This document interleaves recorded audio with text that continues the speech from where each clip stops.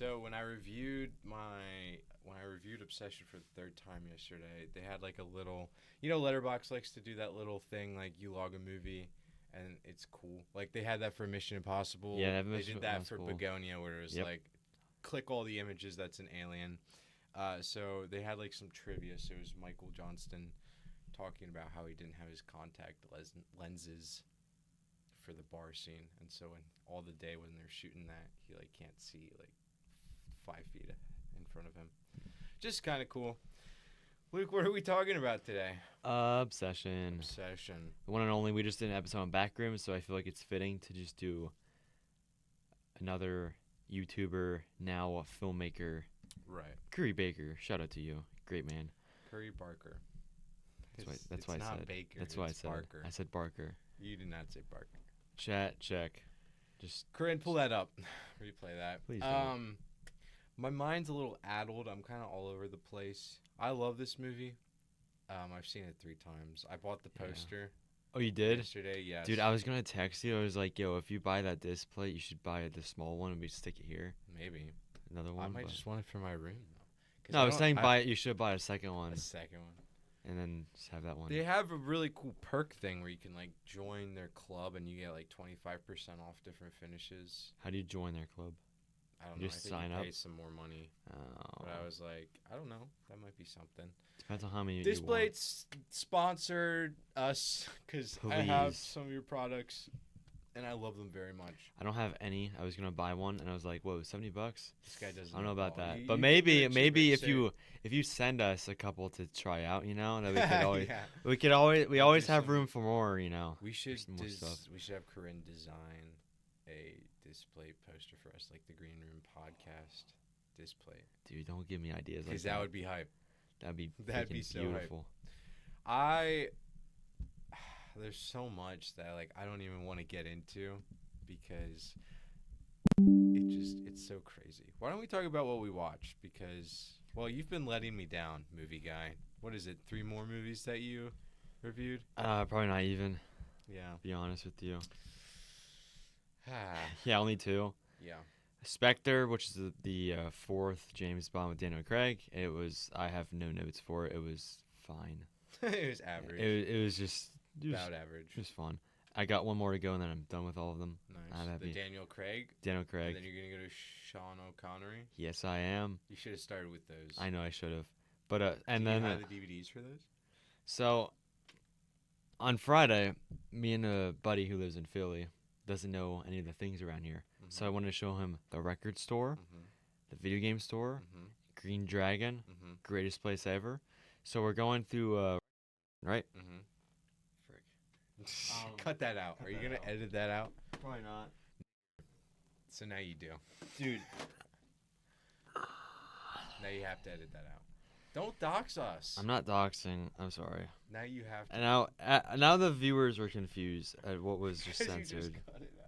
Yeah, Well, hopefully they can't read lips. All All right, cut all this out. Okay. So you're going to the. You're going. Frick, my freaking trunk is life. Start here. So you're going to the record store with your buddy from Philly. Yes, and I was like looking at the movies. I'm like, I know I need the latest Bourne Oh, okay. because I got the first 2 for free. So I'm like, well, I knew they have this here, so I knew I was gonna get this. Yeah. So I got that. That's fun that you just pulled that out. I didn't even know you had those back there. I do because I was planning on doing this, Very and I nice. want to surprise you. Okay. And I want to get a little bit of the Spielberg kick in. So I got AI, artificial intelligence. This was Sure. originally written by Stanley Kubrick. He was going to make it, but he sent it off to Spielberg. It's basically the AI modernization of Pinocchio, about a robot that wants to be human. Interesting. Well, it's Kubrick who. Interesting. Okay. I really don't know much about Spielberg. I'm just gonna tell you. I mean, that you've right seen Jurassic Park. Now. Yes, that's it. No Indiana Jones. No nothing. I've dabbled a little Okay. bit. Because Goonies, that's about it. But he didn't even technically. he was a producer, writer, he didn't something. direct Because that Richard Donner made that, who did Right, Superman. we've talked about that. Yeah. Um, might get the Spielberg Steelbook collection. It has all of his classics in it. Might as well. So if you want to dive into Spielberg as another thing, Have I seen at some point, Signs? Is that him? that's M. Night Shyamalan. That's Okay, not I've even seen- close, I've seen respectfully. Signs. You just pissed off a lot of people saying that. Well, it has. Yeah, that's my fault. And I found Signs is great though. I found volume 2 of something, and I was like, Kill Bill. no, I found volume 2. I was like, if I find volume 1, I'll buy it. And funny enough, I got the Yeah, Sean Sean Connery James Bond movies. This Very has cool. all 6 of them. So I'm gonna dive into these. That's very fun. And at the video game store, you know how they have Blu-rays. Bro, you spent so much money. I actually did not.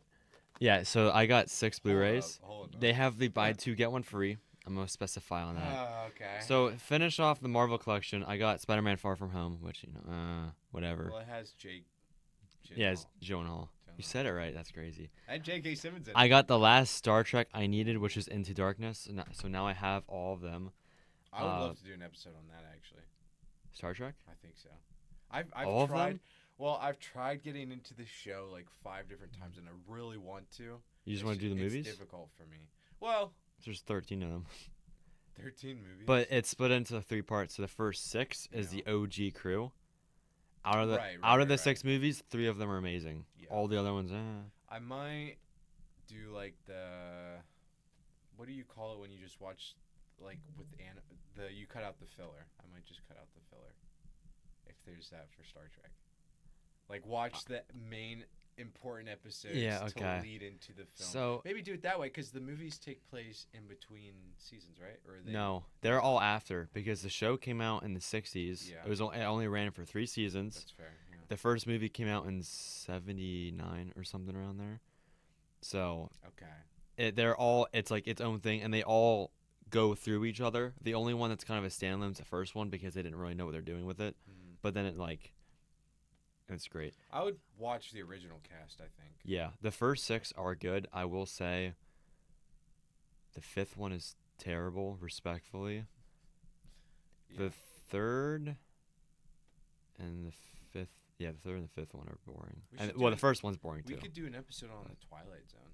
Like just watch all 3 seasons. It's like 5 or 6. Oh yeah, you're right. But Yeah. they're pretty short. 30 episodes each. Well, I think it's like 88 episodes total. Okay. 20 minutes. Okay. I don't know. I'm sorry for the viewers that just want to listen to Obsession because I want to get through this. I got Project X as my free one because this movie is Dang. completely bonkers. Okay. It's basically a couple high schoolers that are. It's like found footage filmed that way, Yeah. and they're like, we're gonna have like the biggest party known to man, and it has like thousands of people in this house. Like it's completely absurd. And this came out in like 2010, 2012, and people got obsessed with this movie, and then they tried doing it in real life, like actually diving into like Yeah. the aftermath of the movie coming out. Is so funny. Finally got Hacksaw Ridge. Good film. Never So, seen it. I really want to. We're going to do an episode on this at some point. And you have the Blu-ray. Exactly. I got Rogue One because it's the only Star Wars movie I wanted. They I love that. it was $5. Love They that were shiny cover. when I was there. They had Last Jedi and Rise of Skywalker. I was looking at them. It was like, it'd be funny if I just got these instead. I saw Rogue One. I was like, I think I'm gonna get that. And to top it all off, I got the first season for House of the Dragon, the prequel to Game of Thrones. You have The Last Jedi, right? Like on DVD. You have all of them. My parents do. My parents have everything besides Rise of Skywalker. Do you have Solo? Not Solo. Yeah. It was there. I was like, no, it's not even that good. Solo's Respectfully. great. If you watch Solo again, you would love it. Solo is actually so good. What's your favorite part of it?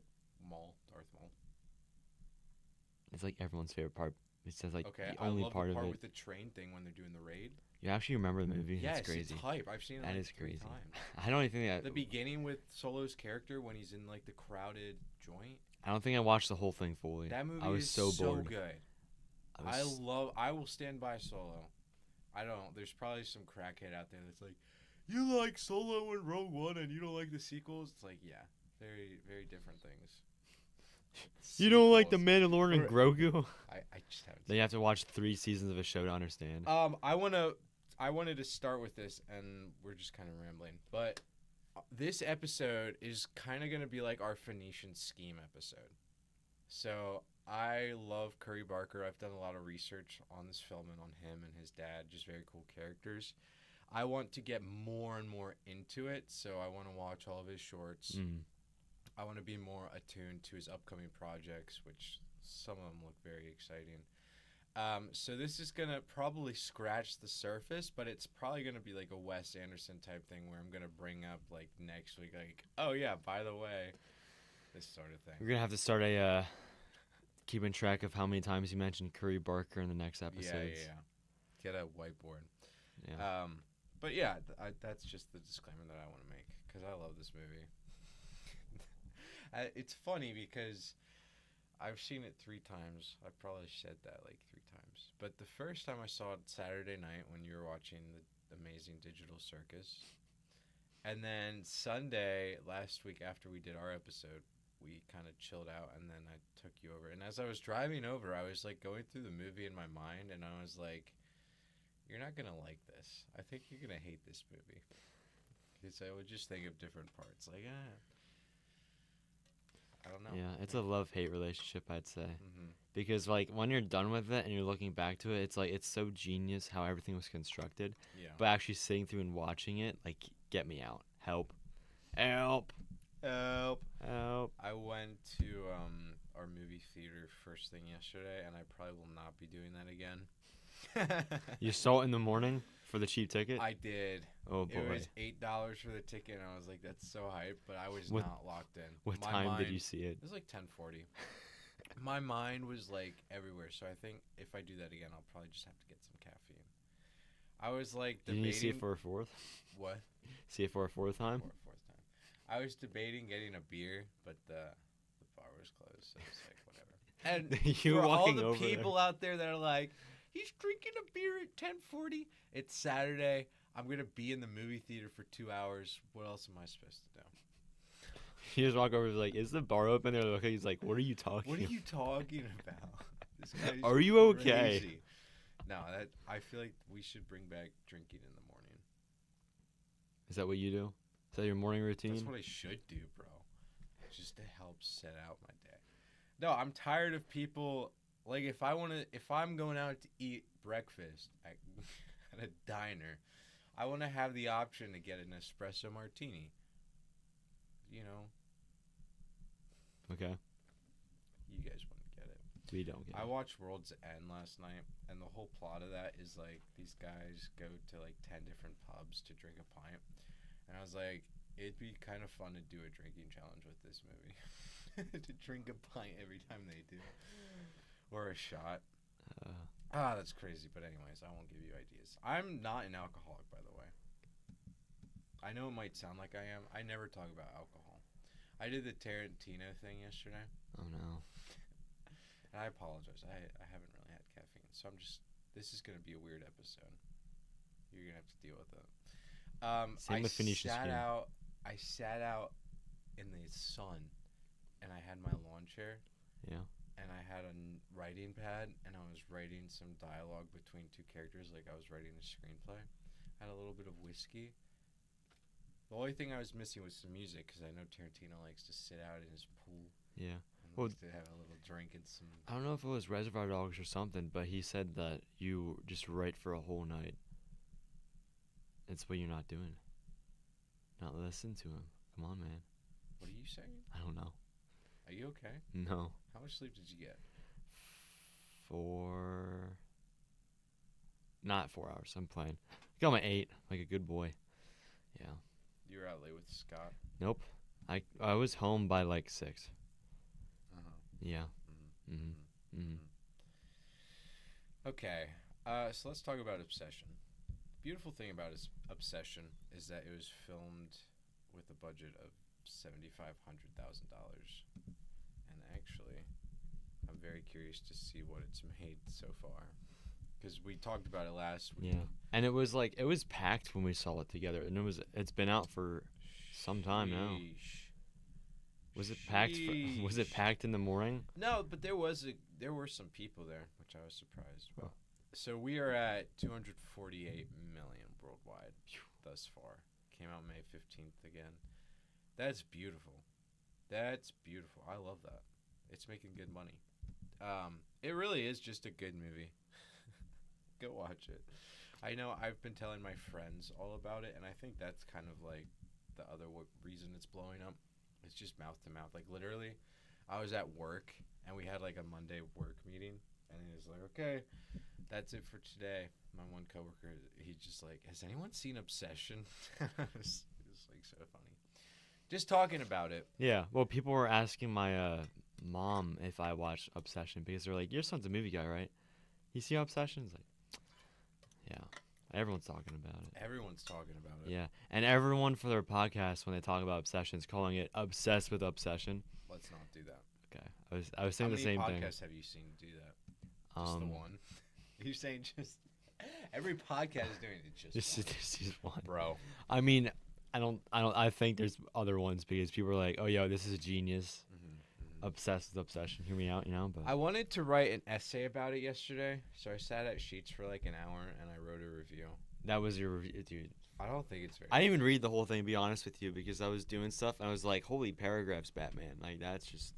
I wanted to do more, but I also feel like if I had stretched it out, it would have been not good. It's not very well structured. I wanted to do MLA format just for fun. I don't know why. I just wanted to write on like a full length essay. But I kind of made a thesis statement, and I kind of revisit it with different paragraphs. Maybe I'll read it. Probably not, because it is long. Maybe a little bit. But yeah, Obsession is making good money. So Curry Barker, really fun. Again, I really want to do a deep dive onto him. I want to watch Milk and Cereal, which I've heard some really good stuff about that. Curry Barker's dad writes screenplays, and he has a podcast, and so there's a podcast episode with him. Link in the description, right, Luke? Yeah, I'll try. And they have two different episodes where one, they're just talking, like it's like an interview type thing, and they're just talking, yapping, really fun. Because he is really involved in it, and I think that's really cool to have your dad in with a movie. And then there's another one where the dad is talking about the screenplay, and so the screenplay is very different than the film. There's just a lot of more Easter eggs, I would say, some more things flushed out. The original opening of this film was going to be Bear watching TV, and then you see the dead cat, and then that's kind of like full circle because the film does end in that way where you have the camera pan down. Spoilers, yeah, so if you haven't seen it, sorry, I didn't even... Spoiler alert. Very spoiler alert. I am curious about what you thought. So we watched it with people. What did you think with the audience? Like, dude, the audience was perfect. I mean, so you were kind of complaining, like they were laughing and it wasn't really that funny, but I feel like laughter is one of those things that you do when you're uncomfortable. Yeah. And I feel like that just fits so well because there were moments in here that were just so like that were funny. I mean, when he was calling the number on the One Wish Willow, and the guy's like, that part is so fun. you want to like redo the wish or whatever? He's like, yeah. It's like, we don't do that. You want to delete it? Yeah. We don't do that. Yeah. I mean, there's bits like that. I mean, there was the whole bit when they're playing that drinking game or whatever, like the Jenga, and he pulls the one that says "Kiss a girl" on your left. That looks so fun, by the way. I want to do that so bad. I'm not gonna be sitting on your left, bro. Not even drinking, just kissing. Wait, what? It's only dudes. Just dudes, bro. That's crazy. What happens at Fight Club stays at Fight Club. Exactly. I did not know this, but there was a Fight Club game. It's on the Xbox. I saw it on Friday. I was looking at it, and guess what? It's a fighting game. Looks dope. Cool. Are you excited? This is completely different, and I want you to keep talking about what you're talking about. But are you excited for the death of Robin Hood? Yes, I am. Because I've seen that trailer like 5 times, and every time I'm like, this looks so good. And I like that there's not much marketing towards it. There's the trailer, but I feel like that's it with it. And it's coming out soon. Yeah? And I mean, we're seeing it, right? Are we? June Should. 19th? Juneteenth. Yeah. That's literally... Wait, is that this week? Yeah. Hold up. You busy this Thursday? Just making plans on the pod, yeah. Yeah, I like that there was some humor throughout it. Mm-hmm. Even though you didn't really have to view it as humor. There's a bit when she's holding the flower pot in her face, which was just funny but also terrifying. And like the people next to us were like Yeah. freaking out a little bit. They're like, "Dude, what is this?" And I'm the part when she's like peeing herself. Yeah. They were like, "Is she?" Like you hear everyone whispering, like, "What is she doing?" Yeah. Like, I felt like we were in a perfect. Like that's honestly like a top 3 theater experience for me. Really, top 3? I mean, I have not Wow. had any like good theater experiences. I didn't see any of the Avengers movies in theater. Was it crowded? Is Was there there a good amount of people when we saw it? I don't remember. Obsession? Dude, it was like Last week? it was packed up up the Really? stairs. Yeah. I don't remember that. There's just someone next to you, right? And there's some next to me. I think so. And it went the whole way down, yeah. I guess so. Yeah, it was Yeah. good. It was good. Yeah. It was good. I mean, I think there was like one person that was yapping for the first bit of it. And then she kind of locked in when stuff started happening. Though. I'm obsessed with the music. There's like this song on the piano that I've been learning that is like it's a lot of fun. I did tear up a little bit yesterday. Really? Like the very end, I was like just moved. Yeah. It's kind of like hard to put into words, but that movie really resonates with me. I don't know why, but it's just beautiful on so many different levels. I think what really makes this film shine is the cast talks about just how lenient Curry Barker is. Like, they can just come with ideas. So, everybody's probably talking about that one car scene when he's with Sarah, right? And you have really good blocking where it's like there's nothing really behind Bear's background, but then Sarah, it's just like this wide open space. So you know something's going to happen, but it's also really well done because it's genuinely the first time in the film that anything is like relaxed. Mm-hmm. Like there's just this uneasy feeling even in the beginning of the film, like you're just creeping along and it's like I don't know what's going to happen. It could go any direction. And it's this anticipation that kind of just draws you in. And then when they're in the car and having that conversation, like everything just feels like you're able to relax.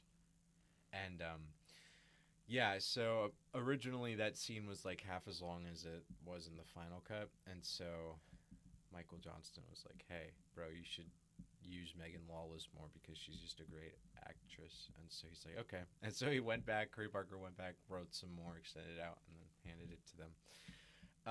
Also really fun is they had like 4 spare glass plates, whatever, for the broken car window. Mm-hmm. And one of them broke in transit, and then a second one broke when they were putting it up. So they only had like 2 takes. And how they did it, it's really fun. They put a helmet on Indy, and she just ran, and they like sped it up, and so she crashes her head in the window. Just beats Sarah. Some cool trivia. Yeah. That you don't care anything about. That's okay. Okay, man. I love this film. The ending is just so profound. Very sad. But this was also filmed in 2024 in Los Angeles. I think I read somewhere that says like 2 weeks they shot it all. I don't know if that's true. But very cool. Very well done. I'm excited for Anything But Ghosts, which might come out next year. That's his next one. Yes, Dude. I think so. So it has, the plot is 2 fake paranormal investigators must face actual ghosts while dealing with the deception of their own fraudulent business. So it has Curry Barker acting in it, as well as Cooper Tomlinson. Is that Ian? Yes. Okay. So those 2 are really close in real life. Yeah. They do a bunch of sketches and whatnot. Has Bryce Dallas Howard. Do you know who she is? No. Okay, it has Aaron Paul, and it has Violet McGraw. You know who Violet McGraw is? No. I think she plays Megan. She's like 15 years old. Okay. So you're saying good cast. It's worth it? Good cast. Some fun bits is that these take place in the same universe. I know everybody's like, oh, same universe, whatever. But apparently there's like a bit in this upcoming movie where you hear on the news someone's like talking about a triple homicide. Just some cool things. But if it is the same universe, I guess Ian is just fighting ghosts now or something. Really excited about that. Curry Barker, I started watching some of his short films. Just a really cool guy. I really liked The Chair. You should watch The Chair. Okay. Because you like the horror shorts. It's on YouTube, right? Yeah. Okay. Okay. Not all of them. I couldn't find. He has like one that's called Real World, which is like half an hour long. Couldn't find that. I think he took that down. But I think everything else is pretty much up there. I'm excited to do some more research, watching more panels and interviews. This movie's really fun. Do you have anything that you would like to say About what? about Obsession? I mean, like how the whole movie, like you kind of just feel dread instantly. Mm-hmm. I forget how it starts exactly, but his cat dies like right off. So the bat. yeah, the diner scene. They're at the diner, Yeah. and he's like asking out this Yeah, waitress. he's practicing how to. pouring out his heart. Yeah, and then Ian is telling, like, giving him pointers and stuff. Mm-hmm. Freaking Ian. And then he like goes home from that and sees his cat dead, right? Yeah. Who overdosed on the pills. Who ate the pills? Yep. Yeah. Pretty interesting, right? We'll get there. What are you on about? I'm on. You're being weird. I'm very weird. Do you think this is similar to Get Out? I've seen a lot of people compare it to Get Out. That's an interesting which is take. Jordan Peele's first film. Yeah. 'Cause Get Out was guy in a relationship, Yeah. but she was planning. Her whole family was planning for him to be sold to someone. Oh. So I wouldn't really compare it to that, Okay. just because Obsession. What about the relationship aspects? I mean, Kind of. kind of. I mean, she was in Get Out. She was good at just faking everything. Yeah. Because there's that bit when What's her she's name? Allison. when she's calling when his buddy calls her and she's Yeah. like crying and you just see her like straight faced. Yeah. As she's crying. Because that kind I of love happens that. multiple times in Obsession. Yeah. Obsession, great movie. Do you? I feel like Dude, you don't I'm care about like as we keep going, I'm gonna it. Yeah. have points and whatever. Trey Barker has talked about like working with the same people. So the producer, I think her name's Haley. Really cool. Just heard some stories about what she was doing.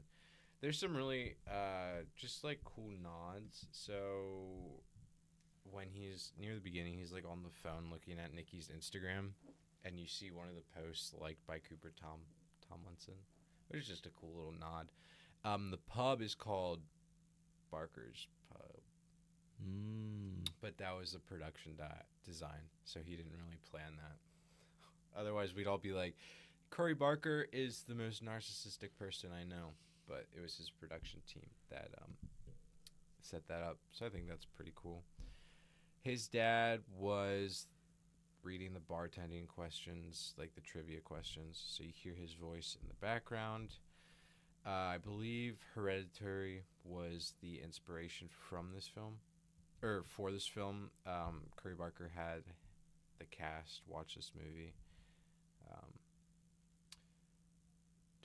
A lot of this was kind of done in one take. Also, the very end, they had a different ending where Nikki died, essentially, but they changed that. And Michael tells us one story where it's the final day. They get the shot of him in the bathtub, the final thing. So they do that, and then cut. That's a wrap. That's the film. Clap, clap, clap. And then somebody gave him the idea to try to throw up at the end, throw up the pills, which is like a huge, just very indicator of his personality and character, which I've written a little bit about, which maybe I can read. But he says he wanted to do one more take, so he talked to Curry Barker. He's like, hey, can I do it one more time? Barker's like, bro, we got it. He's like, I want to try pretending to throw up. So he's like, okay, let's do it. And it stuck. That's what they do. Does that make any sense? I feel like That made sense. this is supposed to be a dialogue, and I you're know. just Hey, listening. you're yapping. I'm listening to you. This is wonderful. I love this. I mean, Obsession is one of those movies you have to like watch multiple times. Because while I was watching, by the end you have stuff answered, but then it's like you watch it back and it's like, wow, Ian is like an awful person. That's fueling Bear to do this stuff knowing that it isn't going to work in the first place. Yeah. And it's like, come on.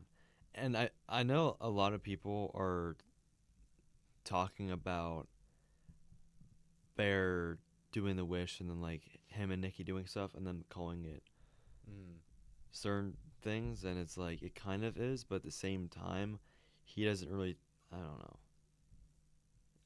It like there's just a lot of aspects to it that make it like not confusing, but you can like just sit down, contemplate it. Mm-hmm. Yeah. Do you have the Twilight Zone? I do Like not. The old? No? I do not. Is it on Prime? No. It's on Paramount, which I do have. Okay. Well, this is a variation of the Twilight Zone episode, The Chaser, season 130. You want to watch it? Season 1, episode 31. In both stories, an obsessive young man obtains a love potion to win an indifferent woman's affections, Okay. only to find her unbearable, leading him to seek a lethal antidote. Okay. Guess we'll have to watch that then. I mean, maybe. Might be a good conversation. They shot at a real music store, but it no longer exists, unfortunately. I think it was burned in the fires. Very interesting. I don't know where it pulls, but apparently Edgar Wright liked this movie. I think it says Spielberg did too. Yeah. So I guess a lot of people are watching this because it's very fun. And it's original. It is original. I love the idea of just having this, like, you make this full-on movie in 2024 and it just like sits in production or whatever forever, and then it comes out and everybody loves it. Yeah. It makes so much money. Would you do that? Would you make a whole full-fledged movie and have to sit on it for like 5 years? If I was proud of it, like if I knew that it would be good, well, I guess like you can't ever predict how things are going to be received. So yeah, with Barker, I bet Obsession, he didn't really think that this would be the response. Yeah, I think it depends, because I know Barker did the editing himself, and I know he wants to find an editor, but honestly, he does so well with this. And the sound mixing for this film, I'm in love with. It's so good, and when it comes to DVD, if it's not Criterion, I'll be surprised. It should be Criterion, because I'll buy that. Dude, a black and white version of it. Yeah, you gotta I don't calm think down. that would work, but it would be cool what they see with the shading. Yeah. But yeah, this just, I don't know. I think it's cool that you could have it just sitting there for a little while, and then you release it, and it just. Here's a little idea for you. You know how I have F1 on VHS? Yeah. There's just some girl that just makes VHS tapes of new movies. When Obsession comes out. Obsession on VHS. Wow. Obsession on VHS. That would be certainly something. Because I might do that. The thing is, I don't know if I can watch this movie because the sound mixing at theaters is just unrivaled. Yeah. Because you can hear just everything. But don't you have those movie theater quality headphones? I do, yeah. I could use those. Yeah. But I would have to watch it on my phone. I would love to hook up. Can you hook up Bluetooth to TV? Probably. Right? Yeah. That's Is dumb. that a thing? I'm asking. I'm pretty sure I it's don't a think thing. it Depends is. on what TV. Look it up. Does Bluetooth work on TV? See what happens. No. Da-da-da-da-da, yeah, the budget did not allow for the use of stunt doubles. I mean, they didn't really have that many stunts in there. There was the window breaking. That's Wait, about it. so did they actually kill Sarah Yes. for the movie? Okay. No, they had like a doll thing. Okay. Dude, What are that you scene talking was about? him just like sitting there staring straight as their heads getting beaten in the steering wheel. Yeah. And he's just like, well, He's about to pass out, bro. And she's Yeah. like, no. You have to help me hide the body. bro, what? Da-da-da-da-da-da-da-da-da-da-da-da. Is that the soundtrack? No. Okay. Take your time. Well, the thing is, I don't know what to get into. Dude, scene by scene, Babylon style. I'm not, dude. I don't think I could because it's heavy. I'll Yeah. just start crying. Yeah, there's a lot of debate about whether or not Nikki did have a crush on him and if they would have. Yeah, but if Nikki had a crush on him, then why was she banging Ian? Well, in the screenplay, it's revealed that they had a harsh falling out 2 weeks prior, and so that was more of why he thought that she was trying to get back to him. But in that scene when he calls and is like, Sarah was saying that Nikki thinks of you as a little brother, it's like, was he just saying that? Was that true? Because then you have the whole Hansel and Gretel thing, which I'm not going to get into because that's something else. I'm really excited for Anything But Ghosts. Budget was $5 million. Apparently, I just googled it and it's listed as the prequel. The Obsession is the prequel of it, which I don't believe. But this is gonna be so good. We're gonna watch this, Okay. I'm down. even though it was shot in Canada. You. Was Obsession in Canada? No, it was L.A. Okay. Bodoy. Just kidding. We should watch Milk and Cereal because I've heard really good things. That's on YouTube. We should also watch The Wolf of Wall Street. All I'm seeing is 2027. I'm really excited. I just think of the math, like less than $1 million, and it's close to making 300 million. Yeah, Jeff Barker. He's a playwright as well. Pretty cool. That's his dad. If you guys didn't know this, Curry Barker is the voice on the other end when Bear is talking about that conversation. Talking about the One Wish Willow. He has a phone call. Okay. What do you want to dive into? With Obsession? Yeah. Because, I mean, definitely the ending as a whole is a really cool conversation to have. Him talking with Sarah. And as you said before, it's very peaceful. It's Yeah. a break. But right when you see out her window and you just know how open it is, you're like, something's going to happen. Yeah. And sure enough, Nikki just runs in with a brick. Well, the Jenga block. Hmm? The Jenga block. Can I do this again? Go for it. Yeah, there's a lot of. I think what makes this film really interesting is that there's just a lot of conversations to be had. There's people that either hate Bear and thinks he's the worst scumbag ever to exist, and that's justifiable. Like, there's no. The thing I love about this is there's not really like one or two takes. It's like you can interpret things differently in a sense. I kind of did roast him with my analysis, but I think if Blood Meridian was ever to be made into a film, I would highly recommend Curry Barker. Maybe that's what I'll do. I'll write a screenplay for Curry Barker for Blood Meridian, and then it'll be like 2030 by the time he doesn't have stuff to do, because he has his next years kind of planned out for him because he has upcoming movies. We've talked about Anything But Ghosts, but I think he has two others that are technically listed on letterboxd. Jeez.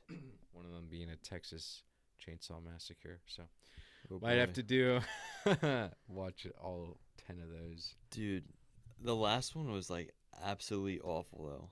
Yeah. It has like a 1.7 probably on Letterboxd or something. Like, it was bad.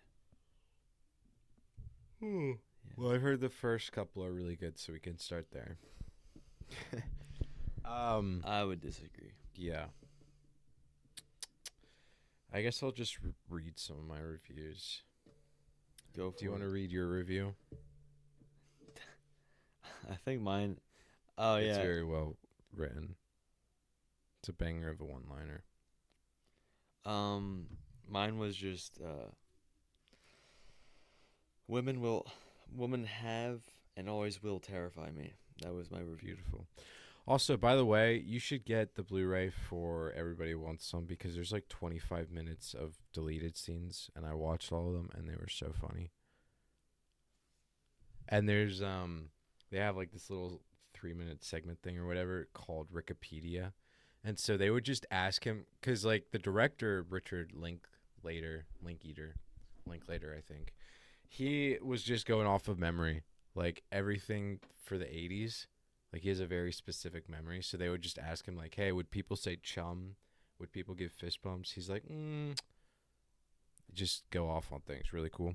Watched Shaun of the Dead last night, getting this in before the big obsession depth. I watched it with my sisters, and that was absolutely peak because they were laughing at all the right places, and that movie is just so funny and so good and incredible in so many different ways. $11. I mean, you already have it though. You're tempting me. Wait, so you're saying that I didn't have any other special features on the DVD? None, not a zilch. Actually, I don't know. I didn't check. Well, I should probably check first. Okay, I'm just gonna read some of my review for Obsession. I understand why Bear is seen as a villain and hated with such extremity. However, the beauty of this particular story is that the movie presents him not as a man with malicious intent, but as a seemingly passive main character. This is the real question we are left with. Is cowardice as destructive as cruelty? I keep reading online that Bear doesn't have the same information as we do, and I don't agree with that. He is in every scene. We are watching the world unravel same as he is. He is told he has a moral obligation to stay with Nikki by Ian, One Wish Willow hotline guy, as well as the second cashier behind that crystal shop counter. But he never acknowledges her dependency on him. We as the audience view that beautiful scene when he finally confesses his love to her. Roll Love is in the Air Part 1. That's the song I learned on piano because that's like when they're driving, they're at work, they're playing guitar together, they're making the sandwich. Beautiful. Very captivating. That's my favorite moment in the whole film because it's just beautifully orchestrated. You can't cook the cat. Makes me cry a little bit. We view love and romance intertwined. Subjects the film makes sure to differentiate throughout. It is beautiful and we are moved. It is the height of passion, an unkept ritual that could prevent tragedy from unraveling.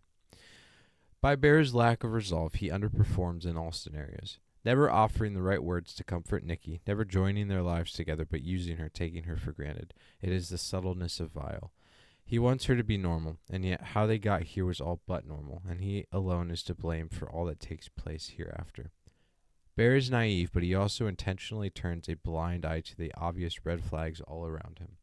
Confronting her the morning on her day off, he can scarcely bring up her bizarre actions in the night, watching him sleep and cutting his hair, and as you mentioned, hiding behind the roses. She draws closer and kisses him. He falters, choosing once again to ignore the discrepancy. Disturbing as well is not giving Nikki back her freedom, but seeking at first to alter the One Wish Willow. When he finds he cannot do that, then he turns to canceling it. He turns a blind eye to real Nikki, whose screams are played for us over the phone, and he begs him to kill her as he sneaks out to meet Sarah. Most damning is this moment, clear proof in front of him. Yet where does he turn to? Denial, self-defense. What would be so bad? What's so bad about being with me? He asks, as if that were the problem all along. I've never been with you, Bear, is the heart-wrenching response. What if our protagonist was stronger? How would he end the situation? And what would we do in the same scenario? While good friends are a blessing in life, offering valuable perspectives and noting blind spots we have about ourselves, Bear's friends are not constructive whatsoever. Each have secrets and talk behind backs. It is discovered later Ian and Nikki have been hooking up. Is that why Ian tells Bear to call her Freaky Nikki in the beginning of the film? Is that why he comes up to the bar interrupting their conversation? I apologize for the wording of this sentence. Is that why he calls Bear on his date to say Sarah told him that Nikki said she thinks of Bear as a brother? That's a mouthful. That is a mouthful. What hurts most about this film, and perhaps most telling about Bear's character, is near the beginning. Nikki asks him flat out if he likes her. He says, I see us as good friends. Watching this my third time, I played out in my head what would have happened had he said yes. Had he said anything other. What strikes me with such profoundness is this. Bear cannot commit to anything. He takes the pills in the bathroom, and as we hear the One Wish Willow snap, really, what else would Nikki wish for? He attempts to retreat, vomit the pills that will kill him. Sympathy is perhaps not the best word, but I understand Bear. How is he to know the willow would work? How is he to know Ian and Nikki have been going behind his back? By his passivity, not malicious intent, but by the inability to act, he ends the lives of everyone around him. And I have as a final quote, just because you chose this for her doesn't make it less real. Ta-da. Thoughts? Questions? Concerns. Whatever else teachers say. Dang. I wrote a lot for the first review, too. You did. I mean, there's definitely a lot to be said about this. You just want to talk about the ending? It's very contradictory. The movie draws you in, makes you feel warm and sweet, only to take that away in a flash and replace it with cold, dark dread. And never leaves. The first time I saw this film, I literally had to cover my eyes when he starts pointing the gun at his chest and he sticks it in his mouth and he's tapping the back of his head. Oh yeah. I was like, that was rough, and I was expecting him to go through with that. Also really disturbing was the scene when she's like, "It's okay, you can go to Ian's. I'll just stay here. Cold. My hands get heavy. They feel like they're filling up with sand. Like you slept on them the wrong way." Yeah. That's gnarly. That and the Hansel and Gretel scene. He wants to go to work and it just shows the door The completely duct taped. And then she's I like, need- you can just stay home. You just with me." stay. I need me a girl that loves me that much. No, you don't. That's a joke. I guess you probably don't know this, but the soundtrack is so good. We have 2 songs by the Current Joys. We have Televisions and Kids, and they're just fit the vibe perfectly. Corey Barker, I think, handpicked those songs, and just absolutely gobsmackingly out of this world. Beautiful songs. Also, Indy, hopefully she gets some recognition for this film, because She better get a Oscar nom. something like that, because Yeah. she absolutely kills it. Great acting. And doesn't she not like? Scary movies, yeah. Yeah. I don't think she got the whole way through Hereditary. Yeah, I mean, the way she moves her body, too. Very, very disturbing, as well as the faces she makes. Yeah. I think she's blowing up now because she had a role in, Superman and Lois Lane or something. Okay. I think also she was a streamer for a bit, so she plays The Last of Us. I think I saw that on YouTube. So for all of you simps out there, down bad. Luke. Does she still stream? I don't know. I'd imagine not. She's just doing her own thing. Yeah. Plays The Last of Us. Oh, maybe it was posted 7 days ago. It's like a 5-hour thing. Golly, I want to be a streamer. I do have Twitch. I don't want to Link be a in the- streamer, but I want to just play video games. I for was money. dropping some fire commentary yesterday. I was playing Red Dead 2.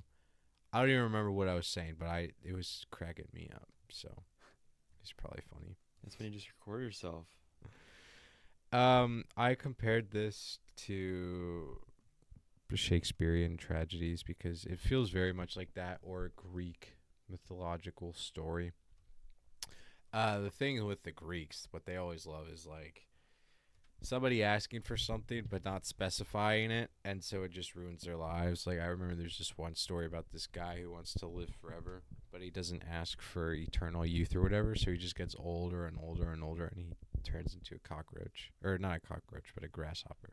And that's where the first grasshopper comes from. It has kind of that vibe to this film. Would you say that, particularly the ending, as you want to talk about the ending so You're much? talking about Greek mythology. It has very he wished for something, and it just Oh, it's ironic in the sense that he- it literally, kills all of them. yeah, His friends, they're done.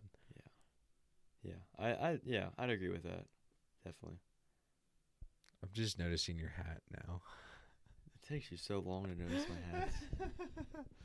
You always notice at the worst times too. I guess, like yeah. the Butterfinger shirt I was wearing. Didn't say Butterfinger, but Butterfingerer, but It's okay. yeah. Okay, man. Having a stroke. Yeah. 1 million beers, please. That's beautiful. Can I buy that hat off of you? You can get them for free Where did you get it? online. You me sending you the link. You For want one to be free? matching? I mean, you have to pay for shipping, so it basically is like $25 still. I got stickers with it too because the stickers are free. So if you get a hat, you get some stickers with it too. Where do you find this stuff? Instagram. That's so funny. I have to show you this guy. Okay, It's let's great. talk about the ending of this. Yeah. So, at one point, do you think the ending kicks in? Do you think it's when they're having to hide Sarah's body? Like when is third act kicked in? Because I'm kind of thinking of when it's him talking with Sarah, and it's like, oh, Nikki is in it for blood now. Yeah. No, because it was his fault. Okay. I actually agree with Nikki on this one. It is his fault. Like, we laugh at it, but it is his fault. He should have met up with Sarah. Yeah. We all knew what was going to Yeah. happen, bro. Well, because I mean, any other time he tried getting out, she was like, "Stay." Yeah. Like, she knows. Yeah. And then what's really disturbing is the end. You find Sarah's dead, naked body. And then you have Nikki put on the tattoos that Sarah has. And she's dressed as her Yeah. because she knows that he likes Sarah. And so she's trying to be... Like, it's that whole, like, that conversation before he sneaks out, too, is he's like, please be Nikki. Please be Nikki. And he's kind of melting down where he's like, you don't love me. Like, you, Nikki, don't love me. And she's like, I do. This is everything I wanted. And he's like, that's not true. I think that's one of the most disturbing elements, too, is that she's dressed up as Sarah. Yeah. She has, like, the same tattoos and... she's trying to just get Bear to love her, and he's like, I'm gonna make it all right. Yeah. What were we talking about? The ending. Sarah? Was there anything else that I was saying? What was I talking about before I talked about that? Then they have to like put her body away, like hide it. Yeah, you're saying that's when you think the film ends? No, like that's when like the third act kicks in, like the final. I think it really ends when she shoots Ian, which is hilarious, by the way. That scene always cracks me up. Dude, I just got $1 billion. I just got Stop playing footsie. I'm not playing. I just got $1 billion, dude. This thing works. Stop, bro. And he's just knocking on the door, and then Bear's just like, "Now's not a good time," and Nikki's screaming. Nikki's crashing out. She's Ian's like, "Open the door." She's like, "I'll Bear's pull my like, eyes out and kill myself." And Ian's just like, "Bro, what the frick?" And just stop, bro. And then I wish people could see this. This is so funny. Nikki just point blank, just boom. Point blank, one shot. Yeah. So she murders him, so she's definitely going to jail for that. Yeah. Unless she takes the $1 billion and gets out of the country. That's like the only alternative that she has. But does she know that money's there? Yeah, because I'd imagine he brought some of it with him. Because Ian's whole thing is he comes over, he's like, Bear, I just got $1 billion. But Bear was already there for that. Yeah. So I bet like he was like, let's go get beer or something. That's what I would do. If I got $1 billion, I'd be like, yo, you're looking at me weird. Chat, that's a realistic thing. If you get $1 billion, I'm going out. You're gonna get $1 billion. I'm going out to beers. Texas Roadhouse and getting me the nicest steak I can. You Am go to I crazy Texas for that? Roadhouse and not like the rich steak place. Like you wouldn't go to freaking Gordon Ramsay's restaurant and have a whole meal there. First not of having to all, worry about the Gordon Ramsay is British, so Texas Roadhouse has never let me down. They've never let me down. The bread, I love Texas Roadhouse. I think it's my favorite place in this world. I'm not even lying to you. Anyway, think about it. You buy the whole meal, you can tip the waitress $10K. Ooh, yeah, and you Yeah. still got Everything. so much. Yeah. Like it's incomparable. Heck yeah, I'm hitting up Texas Roadhouse. So yeah, I think he definitely brought some of the money with him at least. That's what I would do. Yeah. So maybe Ian is a good friend. Maybe I was wrong about Ian. If he's like, let's just get some brewskis with the boys. Yeah, Bro, I'm taking everybody out. What do you mean? Everybody in my contact list. I'm like, yo, we're Texas Roadhouse. I'll like reserve it. I'll just be like, just kick everybody out. No, I would go around. I'd be like, hey, if I give you $100, will you leave right now? Probably. Yeah. That's neither here nor there. What were we talking about? Ian gets $1 billion. I think that's when it ends, when she shoots him. Okay. And then he's in the bathroom, and she's like, also really brutal is she's like, I think we should break up. Why is she saying that? I have no idea. What is that conversation? She's like, I think we should take some space. Why is she saying that? I don't know. Trying to lure him out of the bathroom, probably. Maybe. But, like, him in the bathroom and him just trying to figure out any type of way to just knock himself out. Yeah. But he's a coward. He can't shoot himself.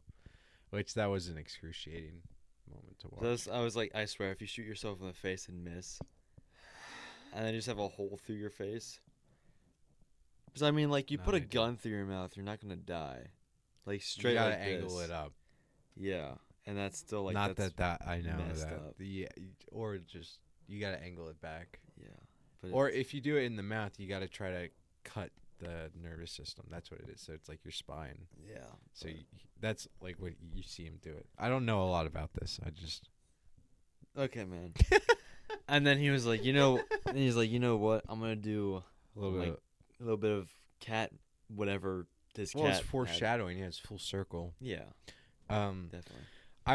The screenplay is really fun because it flushes out the beginning a lot. Like you get a lot more of the characters. Even like how the original was going to be. I think it's all shot too. How they did it is you don't even see Bear's friends' faces until later in the film. Like you don't see Nikki until later. But a lot of the driving force, and Jeff Barker talks a lot about this, is he's like, you want to hit that 17-minute mark. Like, that's what they were shooting for. Like, by the 17-minute mark, the film needs to start. Like, the actual story. You know, that's why I tell you. I'm at 17, but I always say 20 minutes. You always give a movie 20 minutes because that's usually when it starts going. Except for The Big Lebowski. We should do an episode on that, by the way. I should watch more Coen Brothers, I think.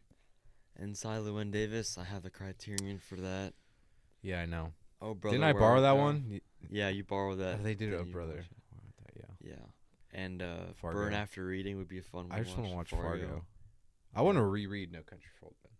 We're getting off topic. Very. Tries to kill himself. Nikki snaps. Well, he brings the one wish willows, and so Nikki obviously finds them. And what would she wish for? To be with him. That he would love her as much as she loves him. Duh. Beautiful tragedy. He stumbles out of the bathroom. We have beautiful music. They kiss. Everything is okay. It all works out, except they would probably go to jail if he didn't die. Yeah. He falls over. Frothing at the mouth. She's freaking out. We almost have a Romeo Juliet thing where she kills herself. Yep. She doesn't. The spell is broken. She starts crying. Yep. That's how we walked out of the theater. Yep, because we did not watch the credits because we had a hustle. That's the first time I did, too. Like, first time I saw it, I was, like, just walking out, and you just hear her crying behind you. And I was like, that's going to resonate with me. Beautiful. Yeah. I love this film. It's so well written, and it's low budget as well. I mean, we were talking about this with our Backrooms episode, where it's like you don't even need $1 million. Yeah. I think Milk and Cereal, which was another one of his films, which really I think started the whole process of this. That one was like $800 they had, and they filmed stuff with it. Wow. So yeah, if you want to get into writing screenplays, now is the time. Luke, hint, hint, wink, wink. How many projects do you think we can crank out? I want to see you write something. You want me to write something? Because I've written a lot. Okay. And, I mean... Oh, I'll see. Some of it has gone nowhere, but I like riding the wave. Like, I'm getting practicing. You know what I mean? What are you muting? yourself? Okay. Don't forget to edit that.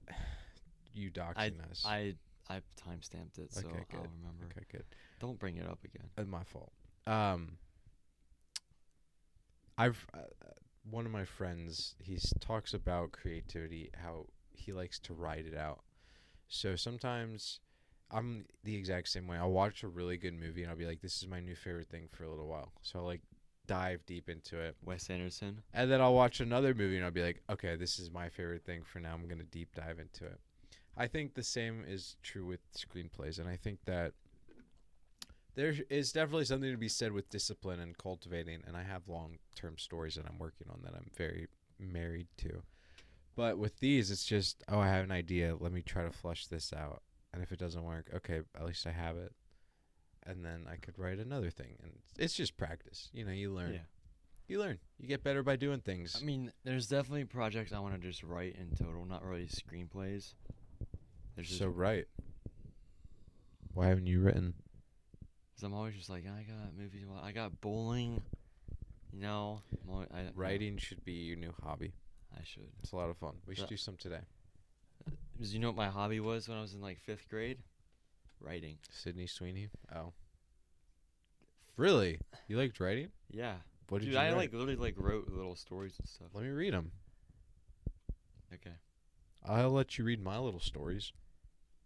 I wrote one in high school. That was like 20,000 words. That was so fun. Oh. That's one of my favorite stories that I've written. It's called Nothing Beyond the Platform and Other Lies or something. I had a crazy dream one time, and I wrote out the one scene of it that I remembered. I'll have you read Okay, it. Mr. Kurosawa. You're so cute. Okay. Hey, when's that episode coming out? Because you're Akira slacking on Kurosawa. him. I'm taking a little hiatus. Valid. I mean, you're all also watching the projects no one else watches, respectfully. You gotta get to Seven Samurai and all of those. Yeah. Yeah. What do you mean no one else has watched it? They're Criterion, technically. Sure. I think Beautiful Mind is Criterion, even though it's a propaganda film. Okay. Whatever. Whatever. I'm talking to a dead wall here, I guess. Dead wall. I'm not a dead wall. I just want to watch some House of the Dragon now, man, since I have this. I'm going to go on another Game of Thrones kick just to piss you off. You know that one's not as good as Game of Thrones. Yeah, but this is also just $10. Also, my grandparents had a copy of Blood and Fire or something. What's the first one? The first book. Fire and Ice or something. I don't know. Fake fan. I don't This know. guy's a fake fan. Dude, I don't read the books. I watch Anyways, the show. they had a copy of it, so they were like, "We know you like to read. Oh, Do you know anything about this?" And I was like, "Yeah, get rid of it. Just burn it." And they're like, "Okay, we will." Actually? Yes. George R. Martin, not impressed. You just saw the name. He and thinks like, he's better than Tolkien. That's where I draw the line, buddy. That's where I draw the line. Like, I get, like, doing completely different fantasy things, but just think about it. Lord of the Rings, 3 books, became 3 movies. Yeah. And then, of course, there's The Hobbit and then 3 movies that. So that's source material. Tiny. Think about how big that is. Yeah. Game of Thrones? Who really talks about Game of Thrones? People say it's a good show. They move on with their lives. That's what I did. Exactly. I think it was a good show, but I moved on. Boring. Dumb. Don't rage bait me like that. It's so unoriginal. Okay, man. What? He's like. It's mad depressing. Yeah, exactly. Yeah. I don't need. We're What is it? talking about Porn obsession. with a storyline. Not into that, fam. Yeah. What? Peter Dinklage. Anyways, He's the Anyways. best part of it. all I'm saying is that he doesn't like Tolkien, and I have beef with him because of that. He's like, Lord of the Rings was good, except it needs more politics. And then he's like, oh yeah, my one character could totally body Aragorn, and it's like, brother, Do you remember what character? no. I'm I could probably find it, but gonna look it up. there's So, I no wanna know way. this. Because I love Lord of the Rings, and I love the Silmarillion. Silmarillion is so good. Tolkien was on a different level because he was like the first one to do it. Just mad. People, I mean, you could argue, oh, George R. Martin never finished his stuff, neither did Tolkien. Tolkien freaking died, bro. George R. Martin just gave up. Anyways, do you have anything else you'd like to talk about with obsession? Not really. Curry Barker, 'Cause I was just hanging on with the ending the whole time. I really like you. Jaime Lannister from Song of Ice and Fire would defeat Aragorn from Lord of the Rings. Aragorn. Aragorn is someone else. Aragorn, I'm sorry. Aragorn is something else. Did he like just choose the worst character he has? Not the worst character. So I was thinking Jon Snow, which is like the main character. When you think of Game of Thrones, you think of Jon Snow. When I think of Game of Thrones, I think gay. I'm not censoring that. That's Incest. That's what I think. in the first episode. Oh. Jamie Lannister is one of the incest ones.